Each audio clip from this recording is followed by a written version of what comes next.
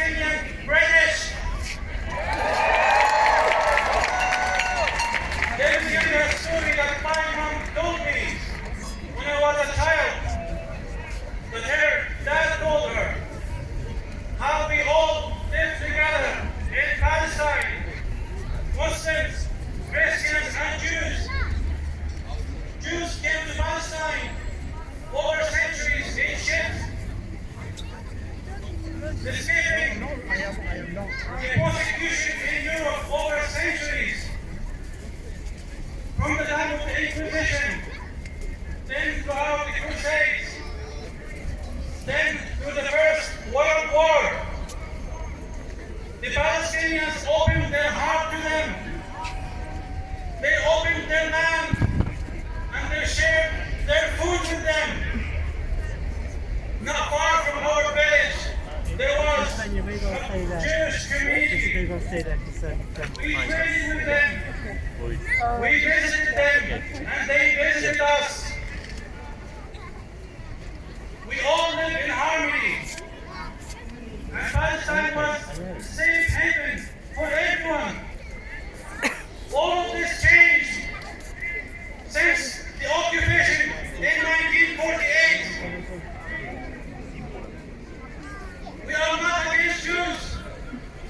We are not against Judaism. And we will never be. We are against Zionism. We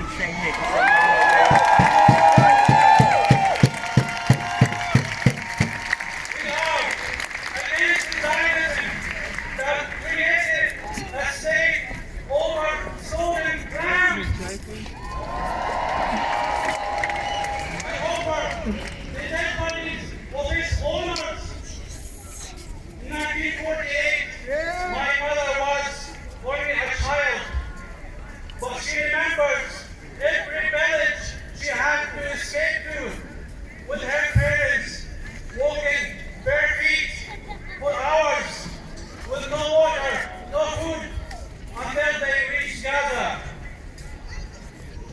In their farm, in their village, there are farms. They had farms. In Gaza, she had to share a tent with all her family. This is awful. She had to use the life of a refugee. Our village erased from the map. What is happening in Gaza now is Nakba, and Nakba is the Arabic translation for catastrophe. What is happening in Gaza now is Nakba, and nothing will be spared. No village, no building, no hospital, no churches, no mosques. Nothing will be spared. What only difference now is everybody in the world can see this. Broadcasted live.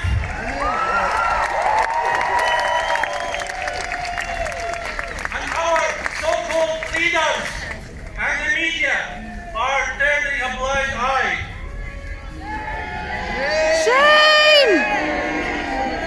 And they're trying to stop us from talking about it and from speaking our mind about it. Is this right? No! In my family, this time in this war in Gaza, I lost 27 members of my family. Oh my God. They were seeking refuge to the south part of Gaza, to the whole south part that is safe zone, but the airstrike was waiting for them. Many of them are still until the rubble, until today.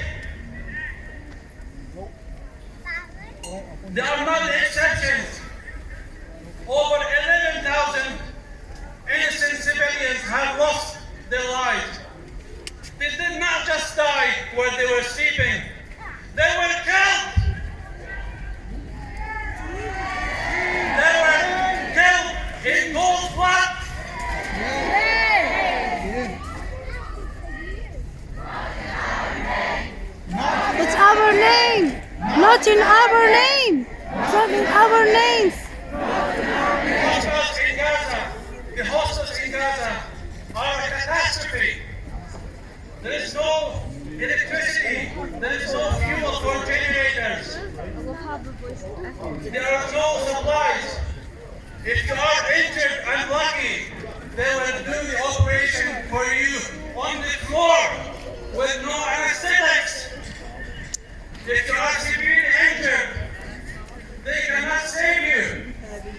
and you will die like another 11,000 died.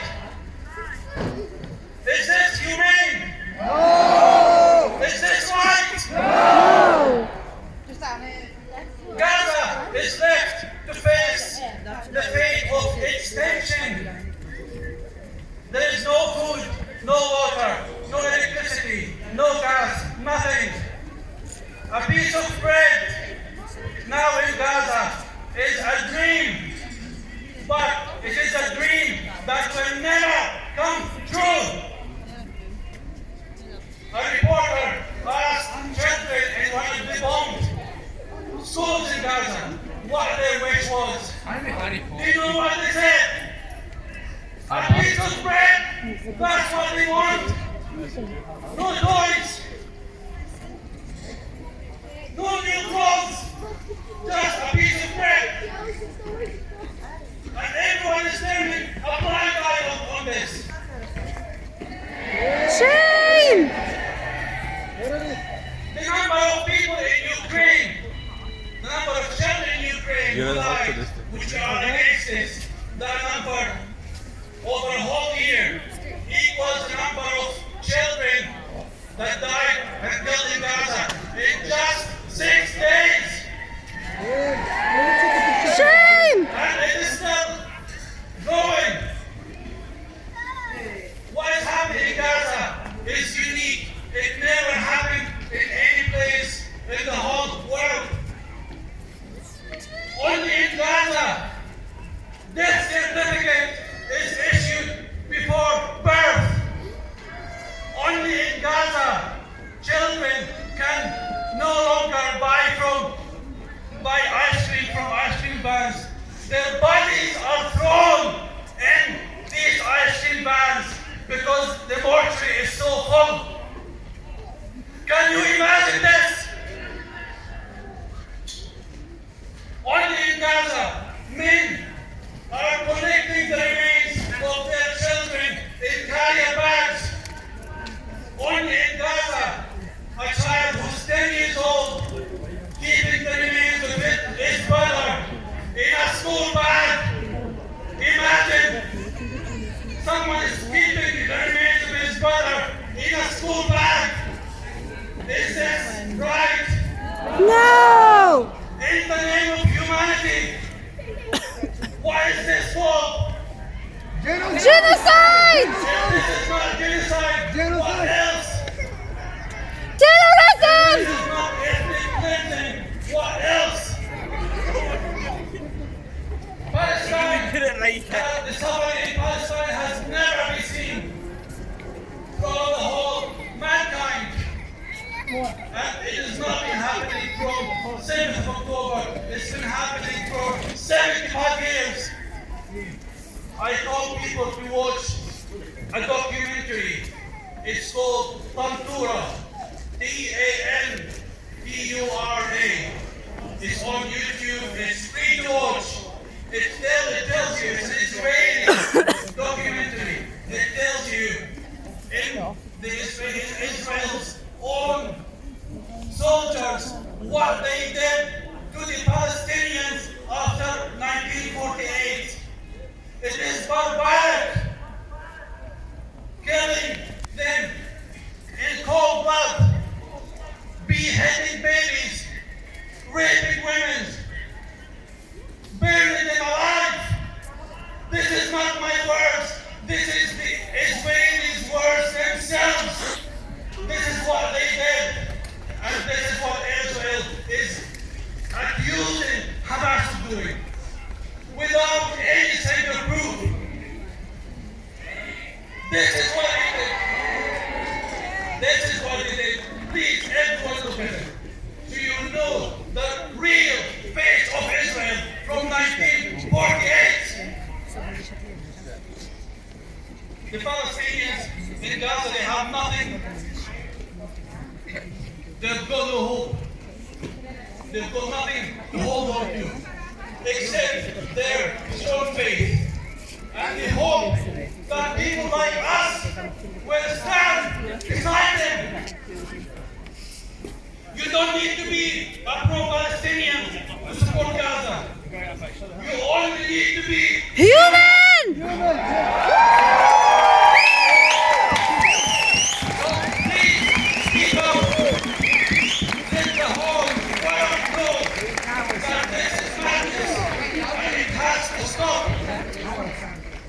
It has to stop, not in 7 days or in whenever they want. It has to stop now.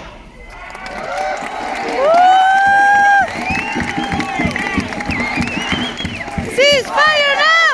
Ceasefire now! Ceasefire now! Ceasefire now! Ceasefire now! Continue the boycotting because it hurts them. It hurts them a lot, and it is working. We will not die. We will not die if we don't eat from McDonald's or KFC. No! Rubbish. We will not die of thirst if we don't drink from Coca-Cola or Starbucks. Our families in Gaza will continue to die if we keep doing this and be buying from them. Keep it going. Keep the momentum.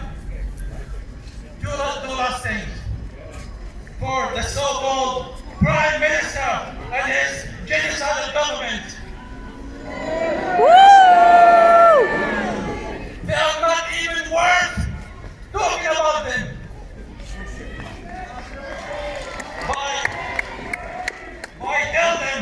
I tell them, shame on you.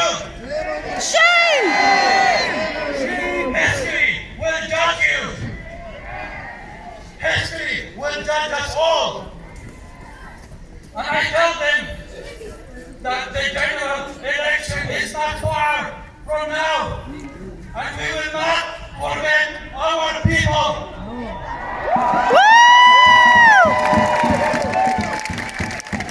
Last word to our people in Gaza.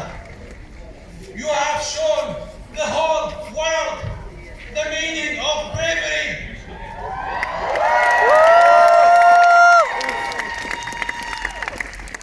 The meaning of courage. And the meaning of resilience. People like you will never be defeated. And we promise you that those who were killed will never be dead in vain. They will not die in vain. No.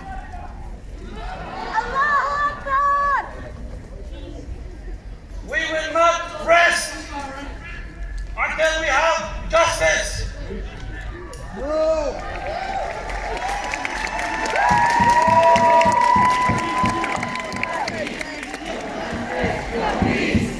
Justice, no peace! No justice, no peace! We will not rest until we have justice. And we will not rest until we have our freedom!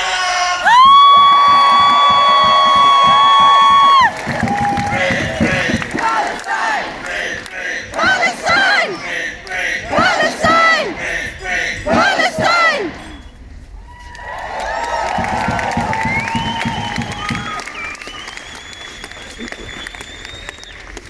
Next, I would like to introduce Elsie, who is a representative of the local Lebanese community. Please give her a round of applause.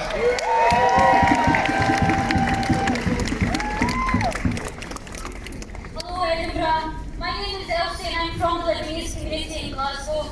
I'm here today in solidarity with Palestine. Netanyahu has responded to the mass killing of innocent Palestinian civilians by calling for a brief pause in humanitarian aid in Gaza. How honourable of him! A short pause for humanitarian aid! A brief pause for the little ones to enjoy what little time they might have before he goes back to slaughtering them! Is this what they call the solution? No! Genocide! Enough is enough! Ceasefire now! Ceasefire now!